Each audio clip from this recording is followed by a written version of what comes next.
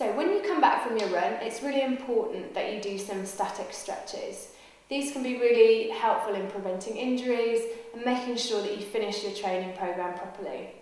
We're going to look at a couple now. The first one that we're going to look at is stretching your calf. Leaning against the wall, we're stretching this calf here. You bend the front knee, keep the heel on the ground and the knee nice and straight. And that gives you a good calf stretch into gastrocs, your long calf muscle.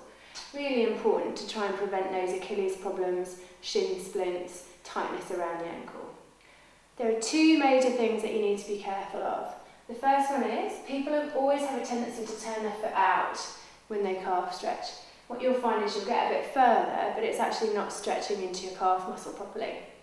The second thing that you need to make sure that you get correct is have your foot nice and parallel, but also have a think about your arch position here. Always there's a temptation to let your arch drop as you stretch forward, and if you're pronator particularly, it's really important that you don't do this. What you need to do is imagine you've got a little drawing pin under your arch here, and you're going to stretch forward, maintaining that arch in your foot. So that's a good gastroc stretch. For soleus, your deeper calf muscle, you're going to move your foot in slightly, bend the knee, and sink down a little bit further. And you're going to feel it a bit more through here for your deep calf muscle. With these, you're going to hold them for 30 seconds at a time, and obviously repeat a few repetitions on each side.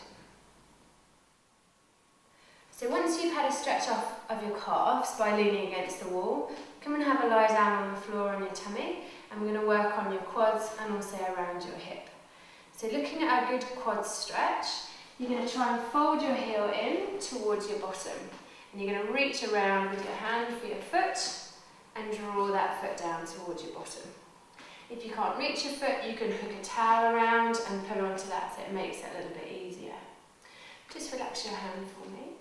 What you'll find is, as you bring the heel up towards your bottom, if you're tight, you'll start to roll away from that side as your quads come all the way up and over your hip here. So keep that flat on the floor, and you're going to stretch into there. So we're stretching the front of the thigh, your quadriceps muscle. Really important to prevent things like patellar tendonitis, particularly problems around the kneecap, because your quads is flowing over your kneecap. 30-second holds. And then switching to the other side, again, same thing, drawing it in, using a towel if you need to. Perfect, so once you've done your quads, roll over onto your back. You're going to do a stretch for your bottom muscles, your glutes, but also it's a good rotational stretch for the hip.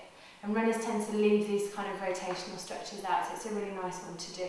What I'm going to get you to do is bend your left knee up, cross your right foot over here, and you take both hands and put them through and onto this thigh, and just draw that up towards you there.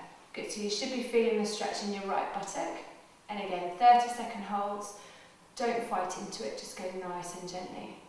And then obviously repeating on the other side. So uncrossing, left foot onto right.